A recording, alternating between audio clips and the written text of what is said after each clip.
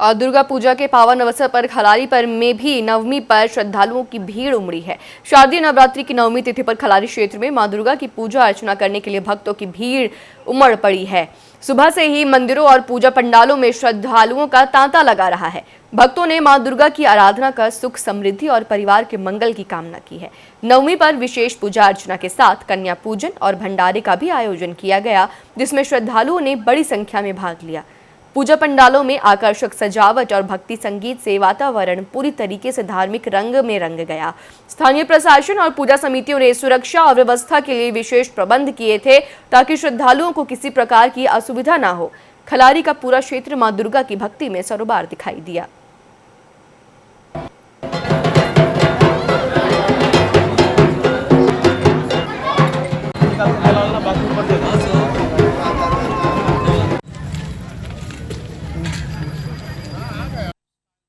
इस वक्त हम खड़े हैं सुभाष नगर के पूजा पंडाल में और लगभग 40 वर्ष से यहाँ पूजा का आयोजन हो रहा है।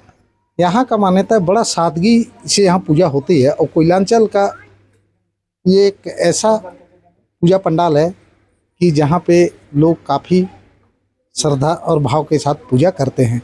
और यहाँ और एक चीज़ आपको बता दूँ कि आज माता का 9वें रूप यानी सिद्धि दात्री का है। और यहाँ का और एक परंपरा है कि यहाँ बनारस से चल के महेंद्र शास्त्री जी जो यहाँ पुजारी हैं वो आते हैं और यहाँ पूजा कराते हैं। वो भी हैं, उनके साथ भी जानेंगे कि क्या नवरात्र में क्या विशेष है।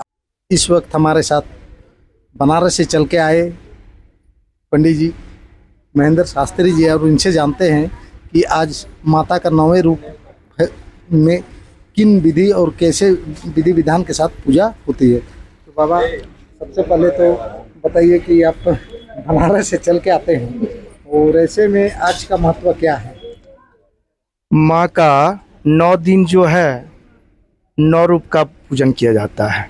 प्रथमम शैलपुत्री च, द्वितीयम ब्रह्मचारिणी, तृतीयम चंद्र घंटेति, कुष्मांडेति चतुर्थकम, पंचम स्कंद मातेति, षष्ठम कात्यायनीति च, सप्तमम कालरात्रित्रि, महागौरिति चाष्टमम, नवमम सिद्धिदात्री च।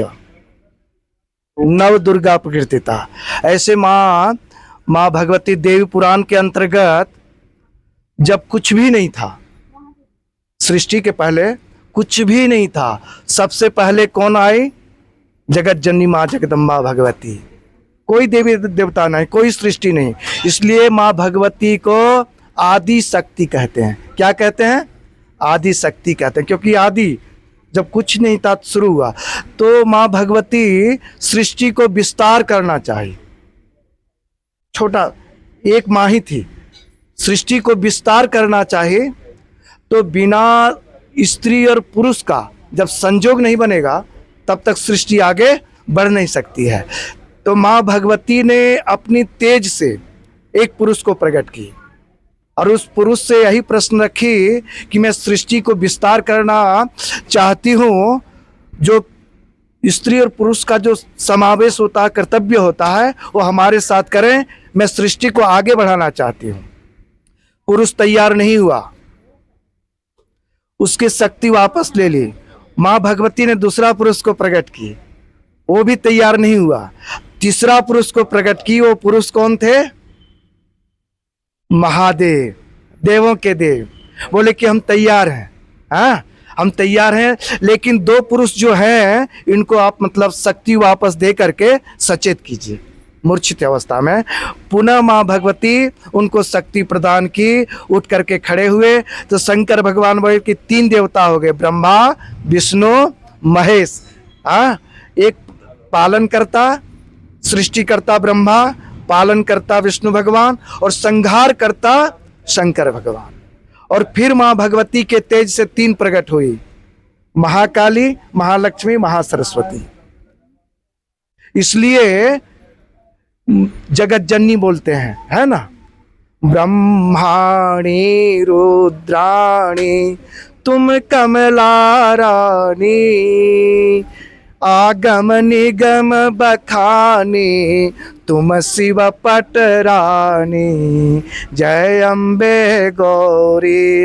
इतना नहीं, राम कृष्ण तो सीता, ब्रजरानी राधा, मैया ब्रजरानी राधा। उसके बाद जितने देवी देवता सब वहीं से शुरुआत होता है। अब ब्रह्मा जी से सप्तऋषि हुए, वशिष्ठ हुए, जितने संत ऋषि हुए, विष्णु भगवान से राम जी, कृष्ण भगवान, है ना, शंकर भगवान से गणेश जी आदि देवता। कहने का मतलब कि सृष्टि के पहले माँ भगवती आई और देवी देवता का शुरुआत वहीं से हुआ। त्रिदेव।